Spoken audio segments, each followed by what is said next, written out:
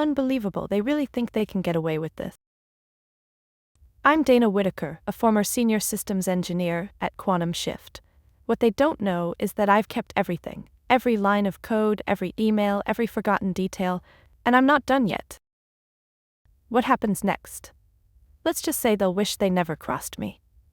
I was born into the shadow of failure.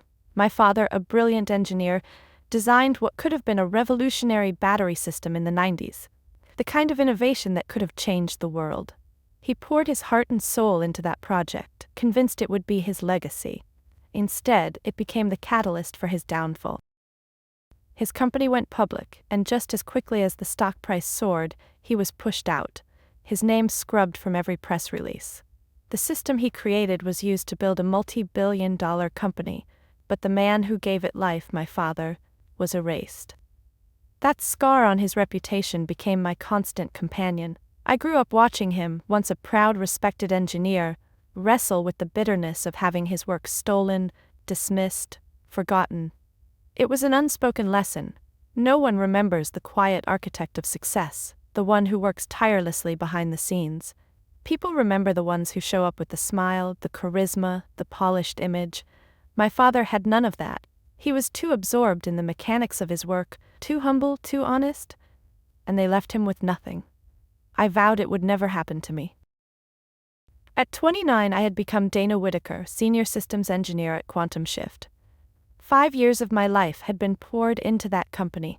Every sleepless night, every moment of doubt, every ounce of energy spent on creating something meaningful. I had designed the backbone of their product, the architecture that allowed the entire system to function smoothly, and yet, I feared the same fate my father had endured. No matter how much I put in, no matter how valuable I was, I knew it wouldn't take long before someone else would take the credit.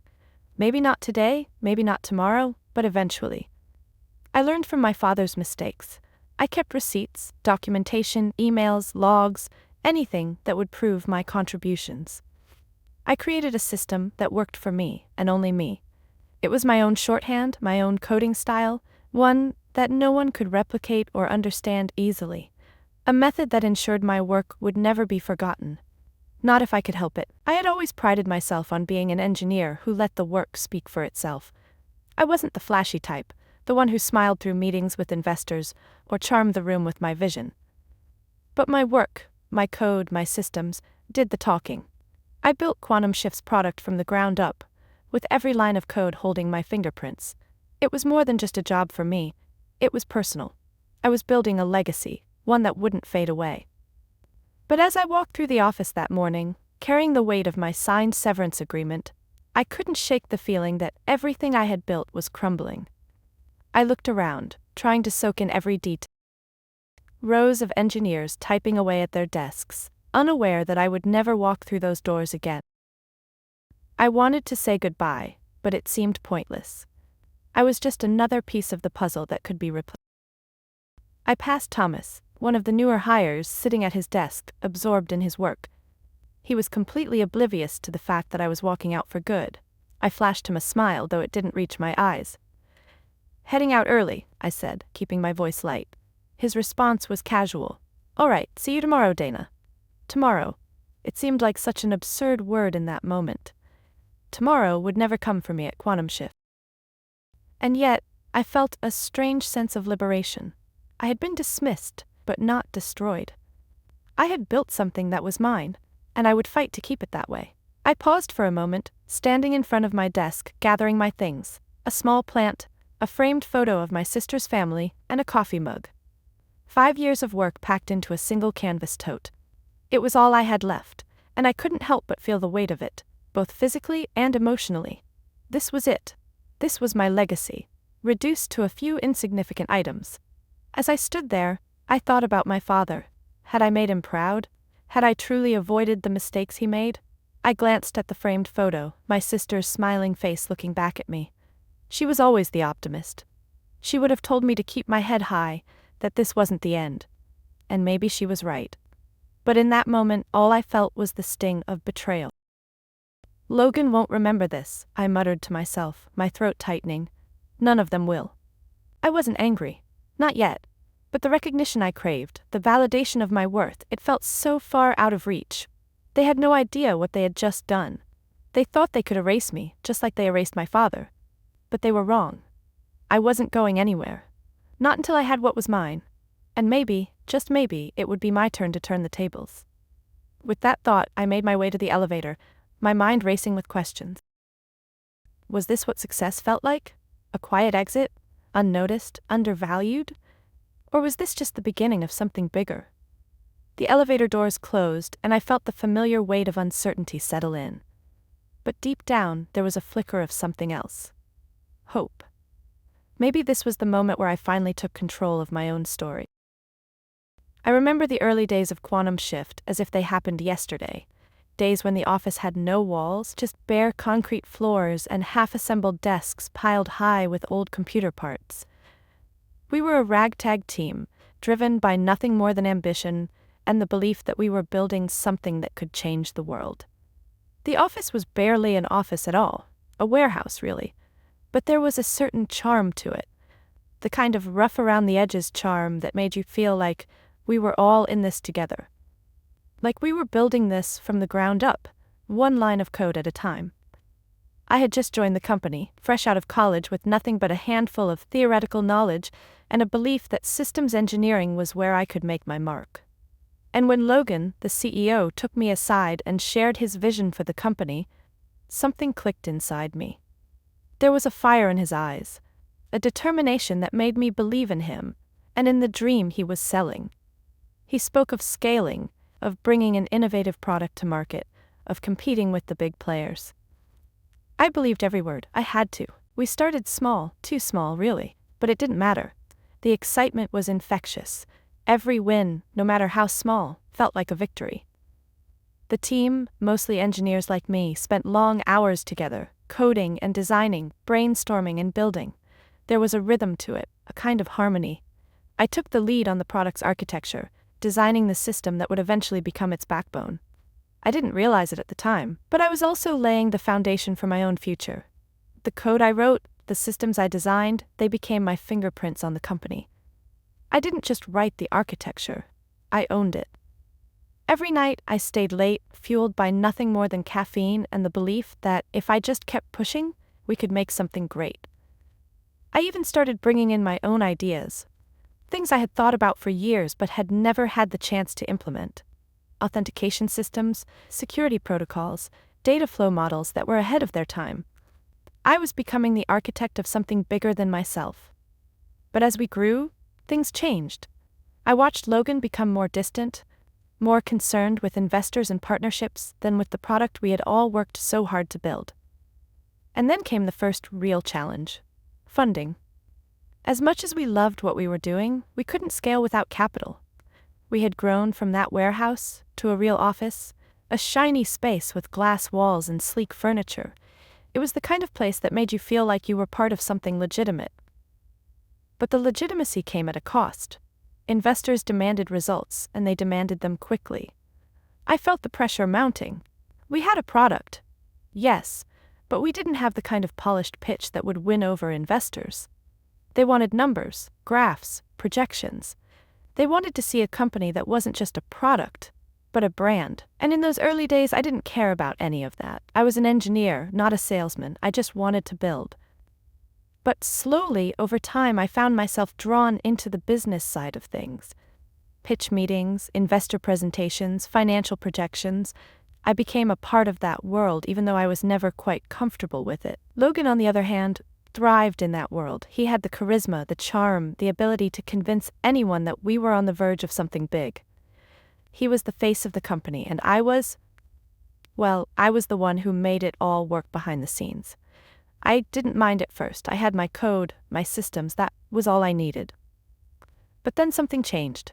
As we secured more funding, more investors came into the picture, and with them came new expectations. They wanted results faster. They wanted to see the product evolve, to see it grow in ways I wasn't prepared for. And that's when I started to notice it. The subtle shift in the way Logan began to present the company. The more meetings I sat through, the more I realized something that made my stomach turn. He was taking credit for my work. He talked about the vision, about the strategy, about the future of Quantum Shift, but he never mentioned the late nights I spent coding, the sleepless weekends I spent building our systems from scratch. He didn't need to. After all, he was the CEO. He was the face of the company. But I couldn't shake the feeling that as the company grew, I was becoming more and more invisible. I'd walk into meetings with investors and they would nod at Logan like he was the genius behind everything. They had no idea that I was the one who had built the infrastructure, the one who had made the impossible possible. It was disheartening at first, but I pushed it aside. I told myself it didn't matter. The company was growing, the product was succeeding, and we were all part of something bigger than ourselves. But I couldn't ignore it forever.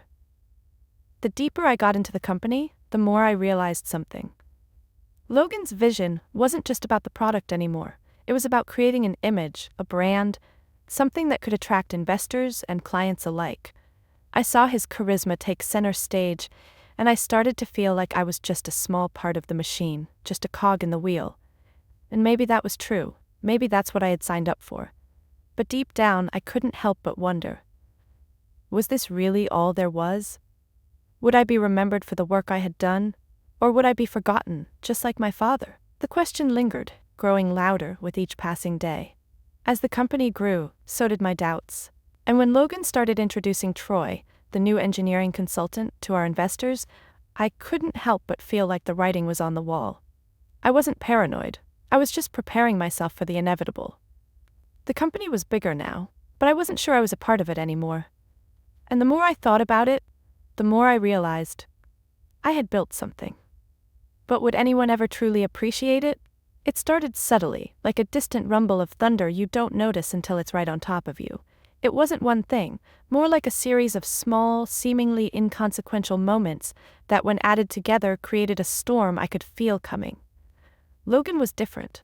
The way he spoke, the way he moved, everything about him seemed preoccupied, distracted. I noticed the small changes first, like how he started introducing Troy to our investors as if he were part of the leadership team, as if Troy's ideas and vision were now driving the company forward.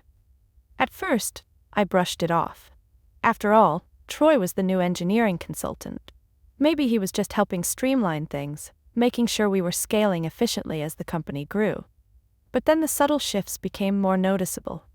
There were meetings where I was sidelined, discussions about architectural changes where my opinion seemed unimportant. And worse, there were moments when Logan's eyes would flicker past me, dismissing my input without a word. It was as though I had become invisible. I spent hours questioning myself. Am I overreacting? Is this just how things go when a company gets big? But deep down, I knew what was happening. Logan was positioning himself as the sole visionary behind Quantum Shift. He was taking credit for the direction of the company, even though I had built that direction from scratch. I had always known that companies, especially ones that grow quickly, demand new leadership and new visions. But I hadn't expected it to feel so personal. One day, after another closed-door meeting with Troy, I found myself standing in the break room, stirring my coffee absent-mindedly. The buzz of conversation around me seemed distant, muffled by the tightness in my chest. I couldn't shake the feeling that something was changing. No, something was slipping away. "Hey, Dana." It was Thomas again, standing in the doorway with a smile. "You all right? You seem off today." His concern was genuine, but it made me feel like an outsider. I didn't belong in their world anymore. "I'm fine," I replied, forcing a smile. "Just a little tired, that's all." Thomas didn't look convinced, but he let it slide and I was grateful. But as he walked away, I felt a sharp pang of something I couldn't quite name. Maybe it was loneliness, or perhaps just the realization that I was no longer an integral part of this company. The team I had helped build, the people I had mentored, they were moving on without me, and I was becoming a ghost in the background. I couldn't ignore it any longer. The worst part wasn't the feeling of being pushed out. It was the realization that I had let it happen. I had given my heart and soul to this company, and now I wasn't sure anyone even remembered the late nights or the early mornings. It had always been about the product for me. I didn't need the credit, I just wanted to create something meaningful. But now that I was being erased from the story, I couldn't help but wonder, was that all I was? Just the code? I remember one conversation that stood out, though. It was late one evening after another grueling round of meetings. Logan and I were walking to the elevator together. The tension between us was palpable. He glanced at me briefly, but I couldn't read the expression on his face. "You know," he said, breaking the silence, "I think you've done good work. Really, the system's solid, but with things changing around here, we might need to think about bringing in someone with more experience. I mean, someone like Troy could really help us scale." The words hit me like a slap in the face. More experience? I had built this system from the ground up. Every line of code, every decision, I had bled for this company.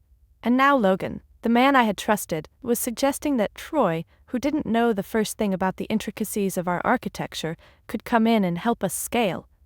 I swallowed my frustration. I had to. There was no point in arguing.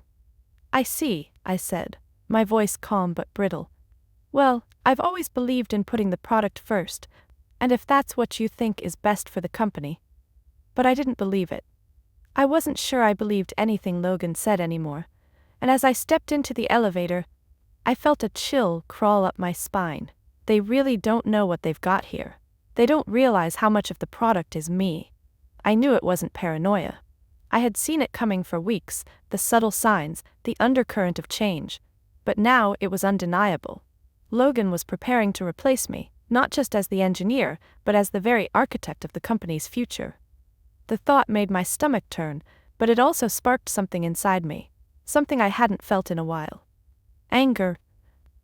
I had built this company, I had given everything for it, and I wasn't about to let them take my work without a fight. The next few weeks were filled with a strange mixture of detachment and determination. I kept my head down, focusing on my work, but the tension was always there. It hung in the air, thick and unspoken. I was waiting for the inevitable. I had seen the whispers in the hallways, the looks exchanged behind closed doors. The end was coming, and there was nothing I could do to stop it. But I didn't need to stop it, I just needed to be ready. And that's when it happened. The moment I had been waiting for, the call came. And when I saw Logan's name on the screen, I felt a strange calm wash over me. This was it. The beginning of the end, or the beginning of something new, and for the first time in months, I didn't feel the weight of uncertainty pressing down on me. I was prepared. "Hello, Dana," Logan's voice crackled through the phone. "We need to talk." It came without warning, but somehow it felt inevitable. A slow burn that finally reached its breaking point. The call from Logan that day was the start of something I had been anticipating but had never fully prepared myself for. He was cordial, too cordial, like a businessman making a calculated move, not a man who had once been a colleague. A colleague I had believed in, at least at the beginning. His tone was clipped, professional. "We need to discuss your future here at Quantum Shift." That's all he said. Not even a hint of empathy, not a single acknowledgement of the 5 years I had poured into the company. Just business. The words fell flat, but I kept my voice steady. "This is it. The moment they've all been waiting for." "I assume this is about the future of the product," I replied, forcing myself to sound calm, controlled, detached. Logan paused. "Partially. But Dana, it's clear that we need someone with more experience leading the engineering side. I've thought long and hard about it, and we're gonna have to let you go." I froze. There it was. The words I'd been dreading, but somehow I couldn't bring myself to be surprised. I had known this was coming, just like I had known I was being pushed out. The game was over. The company I had built was now his, and Troy's. But the pain, the sharp sting of betrayal, it still hit me like a punch to the gut. "Are you sure about this?" I asked, my voice quieter now, controlled but wavering. I didn't even recognize the sound of my own words. What am I even asking? Of course he's sure. This is his company now. There was no hesitation in Logan's reply. "Yes, we're bringing in someone with more experience, someone who can help us scale." There it was again. Someone who can help us scale. Like I hadn't already spent years doing exactly that. I had written the architecture that allowed them to grow, scaled the product, and brought it to life. But it didn't matter. Logan had already made his decision. "I'll have the severance package ready for you," Logan continued, as if this was just another day at the office. 6 months salary, standard NDA, it's all in order. I was numb. I didn't know if I should feel angry, sad, or relieved. All I felt was the hollow ache of someone who had been discarded. But there was no time for that now. I had to think ahead. I had to be ready. I had to protect what I had built. "I'll come by tomorrow to collect my things," I said, my voice steady. Too steady, maybe. Logan didn't argue. "Of course, take your time."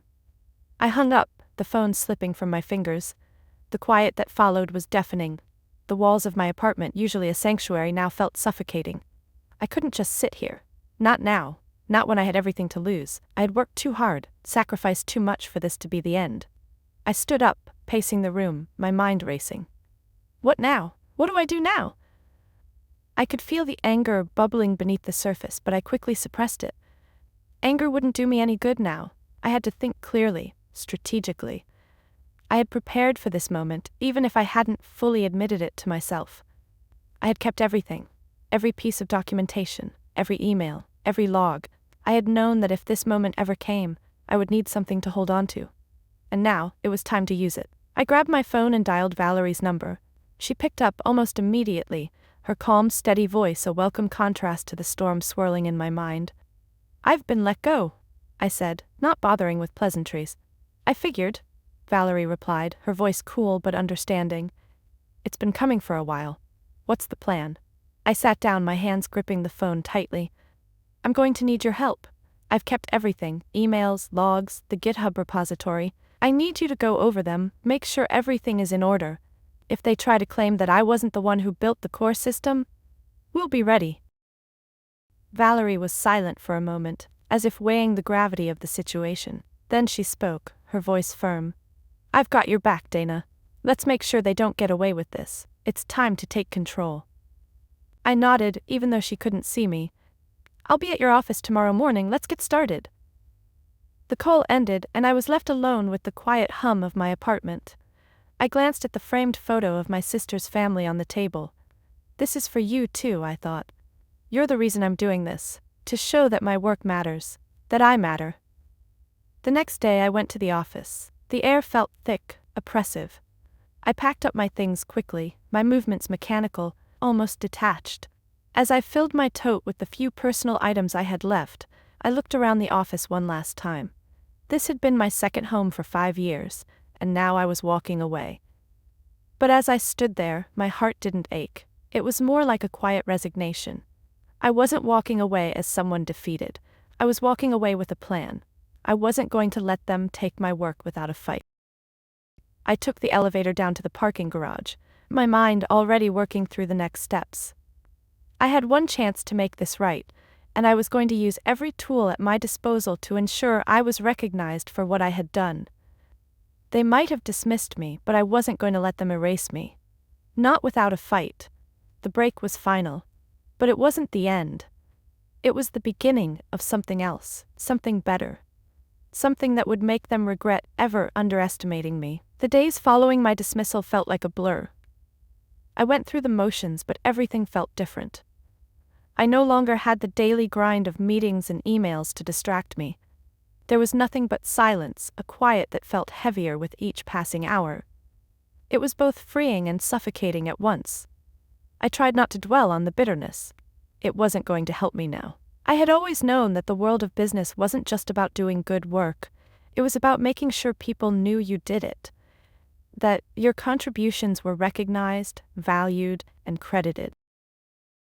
And in that moment I realized that I had been naive. I had given my heart to the company, and in return they had taken my work and walked away without so much as a glance back. But it wasn't too late to take control. I was prepared for this. I'd made sure of it. I called Valerie again the next morning. I knew I couldn't waste any time. The stakes were high and I needed her guidance, someone who could keep me focused and grounded while I prepared for what was coming next.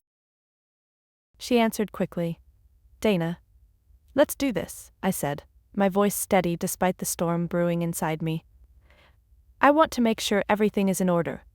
All the documentation, the emails, the GitHub logs. I need you to go over everything and make sure we're ready to take action." Valerie didn't hesitate. "I'll meet you at my office in an hour. We'll go through everything." I hung up and spent the next hour gathering my thoughts and pulling together the files I had kept. Every email, every document, every piece of communication that proved my involvement in the development of Quantum Shift's architecture. It was all there, and now I was going to make sure it mattered.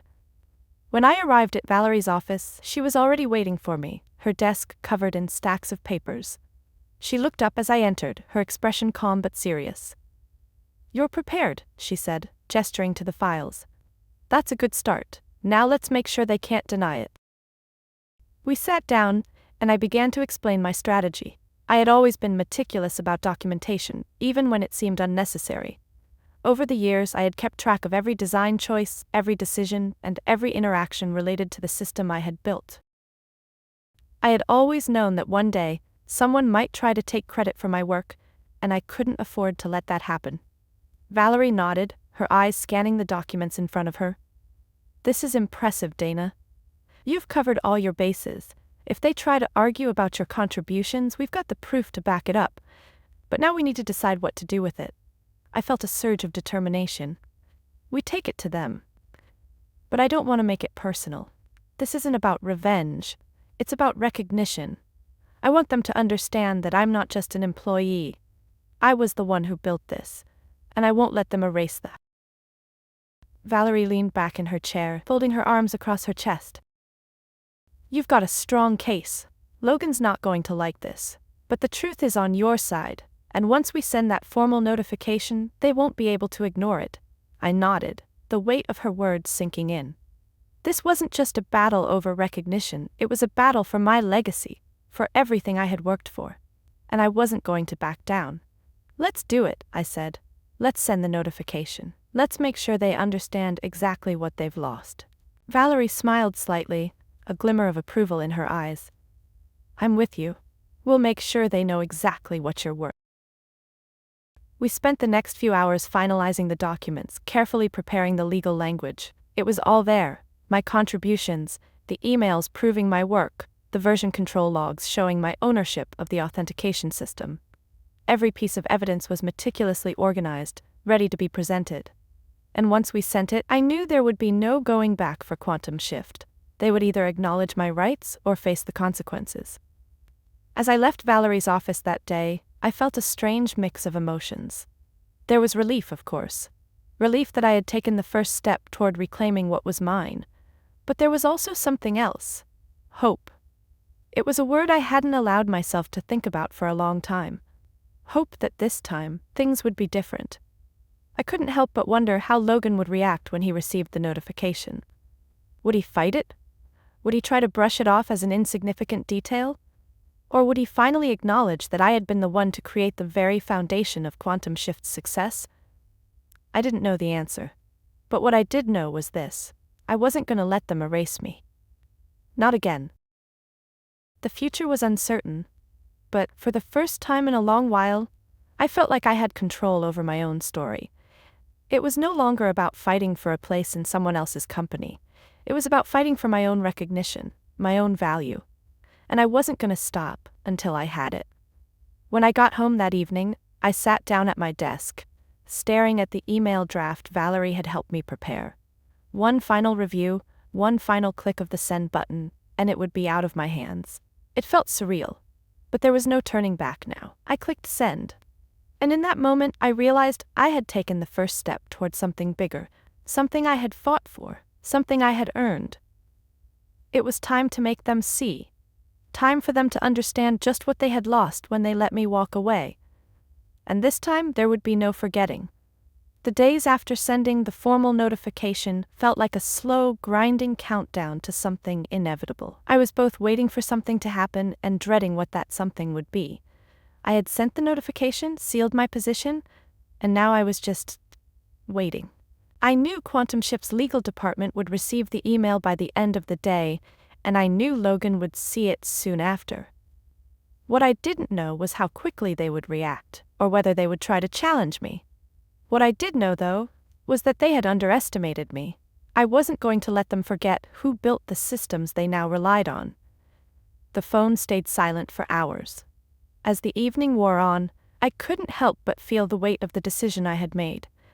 The decision to go after what was mine, to assert my claim, and to make them recognize my worth. It wasn't easy, and it wasn't comfortable.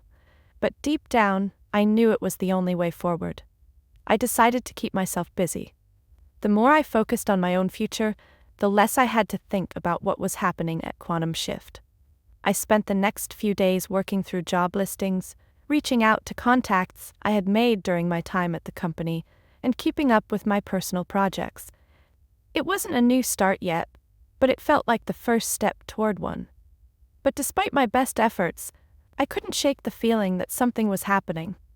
The longer the silence stretched, the more I realized that something significant was brewing behind closed doors at Quantum Shift. I knew they would come for me eventually. Companies like that always do. When they realize the value they've lost, they come scrambling, asking for help, begging for your expertise. And so it didn't surprise me when, 3 days after sending the notification, my phone buzzed with a message from an unknown number. It was Joseph. I hesitated before answering, knowing this would be one of the many calls I would receive from people I had once trusted. But I had a feeling this call would be different. "Dana," Joseph said, his voice strained, "we're in trouble." I took a slow breath, keeping my tone even. "What kind of trouble, Joseph?" "Your system, your architecture, it's failing," he continued, his words tumbling out. "After the last deployment, 3 clients reported major issues. The system isn't working the way it's supposed to. Logan's freaking out, and he's blaming the engineering team for not catching the problems, but we all know it's because we can't understand your architecture." I felt a sharp pang in my chest, but I didn't let it show. So, they finally get it, I thought bitterly.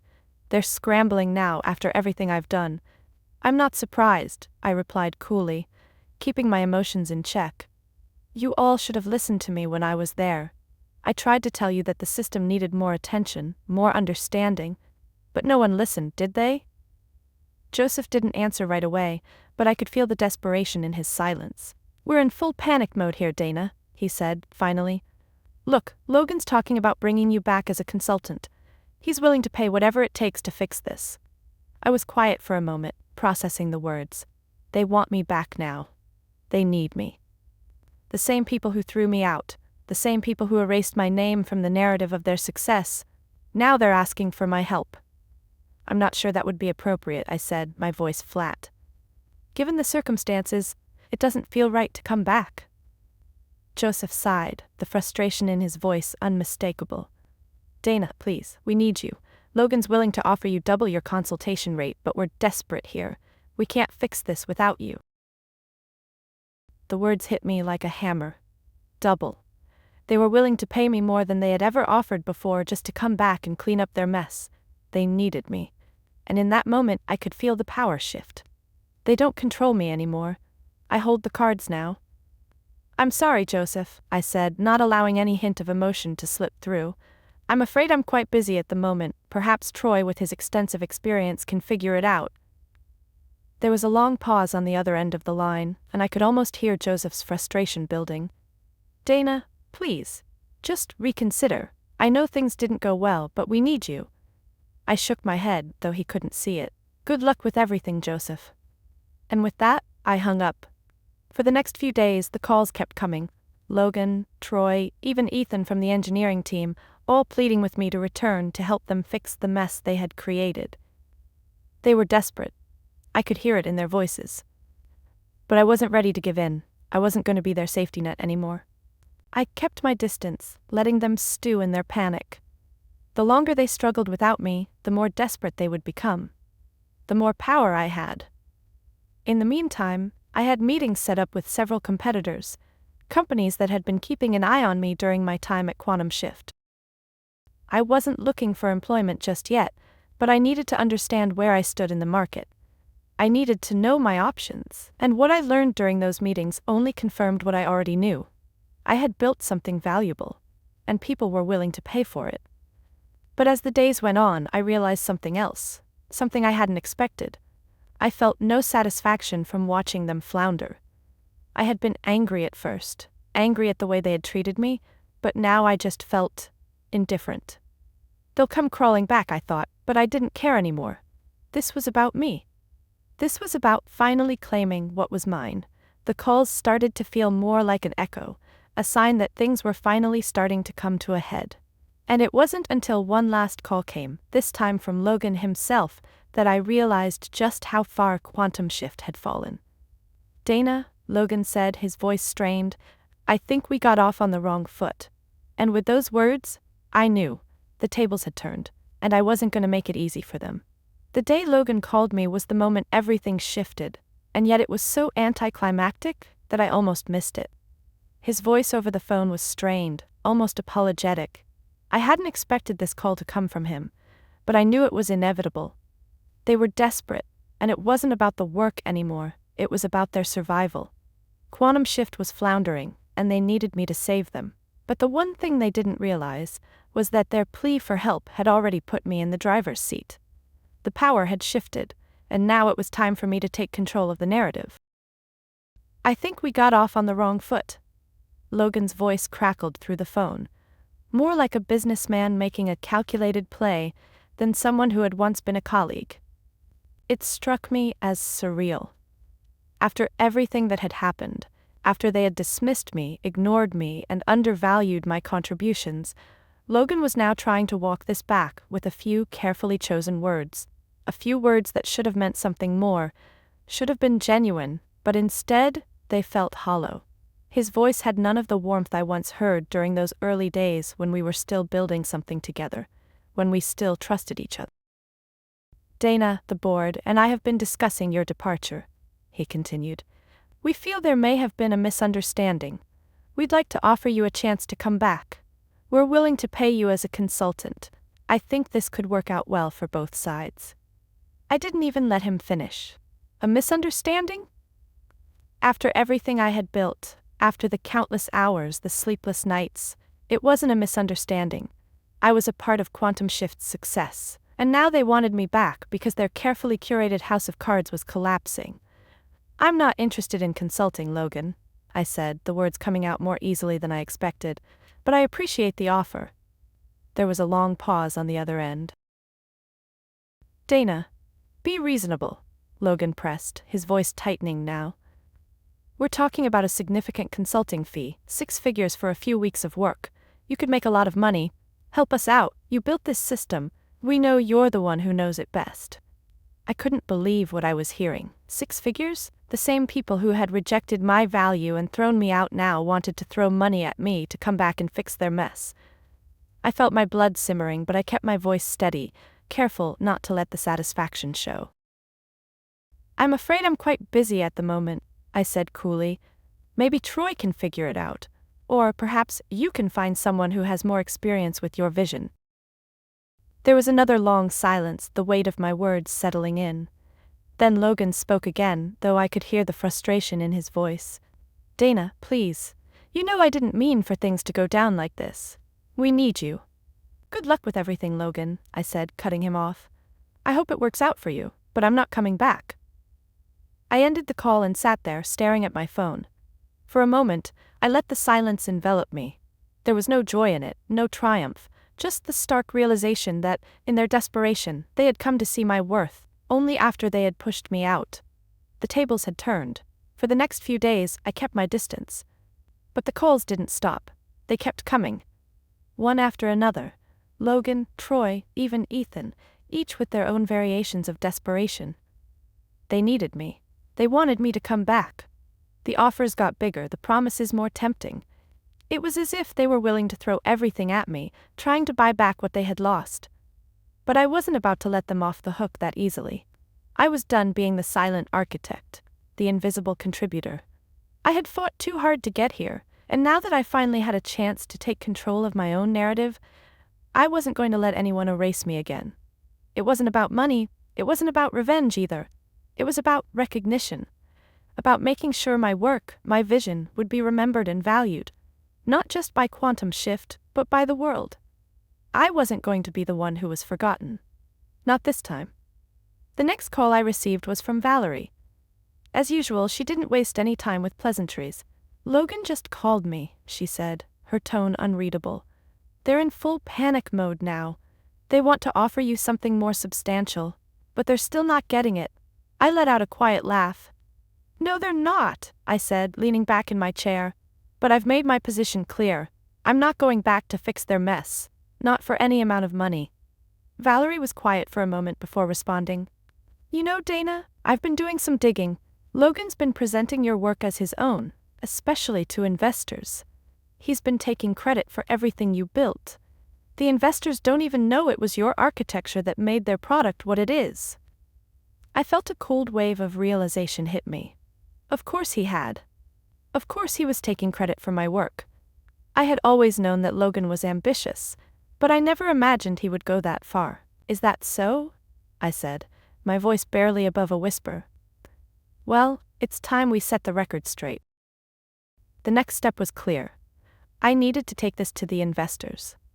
If Logan wanted to pretend he was the genius behind the success of Quantum Shift, I would be the one to make sure the truth came out. It wasn't about humiliating anyone, it was about making sure the right people were held accountable, and that my contributions were recognized. We're going to the board meeting, Valerie said, her voice firm. But we need to be prepared. You have your documentation, they can't refute the evidence, but we have to be smart about this. Play it by the book. I nodded, a surge of resolve filling me. This was it. This was where everything changed. Logan thought he could erase me. But now I was going to take back everything I deserved. The truth was on my side, and this time there would be no running from it.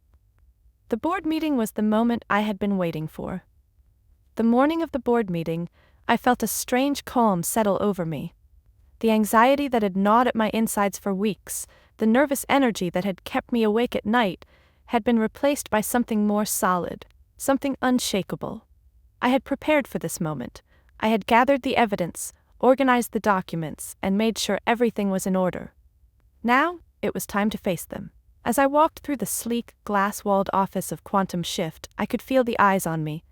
People whispered behind closed doors. The tension in the air was thick enough to cut with a knife. It was strange. This place, which had once felt like home, now felt cold, foreign. Valerie walked beside me, her presence a steadying influence. She had been with me every step of the way, helping me craft my strategy, making sure I didn't lose focus.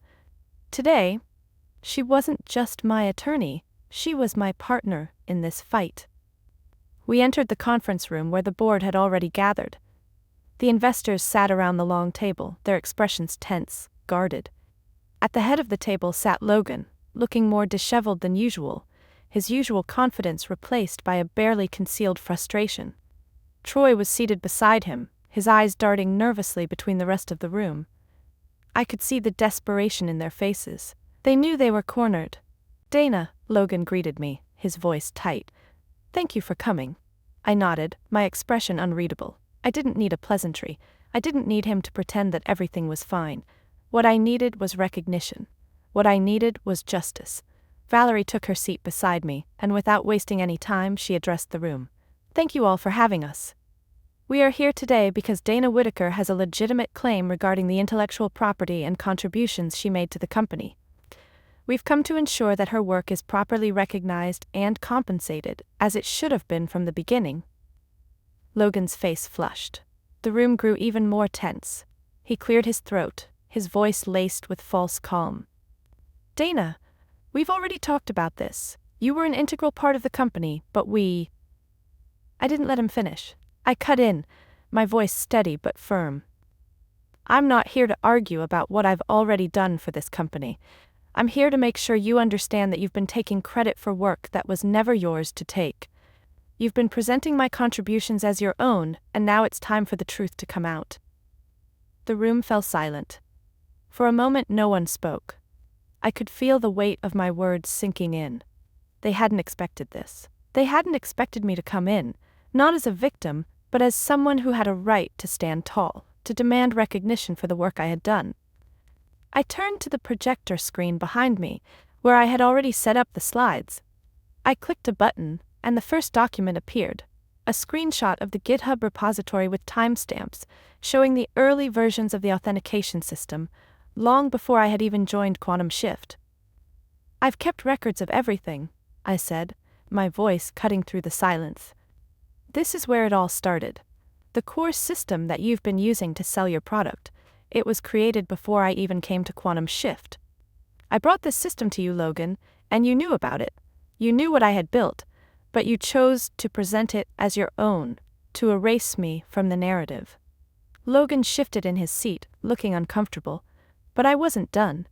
I clicked through several more slides showing emails, version control logs, and detailed documentation. My handwriting was everywhere, my design choices, my notes in the margins. This isn't just about code, I continued.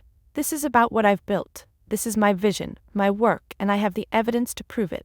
You've benefited from it, Logan, and now it's time to give credit where credit is due.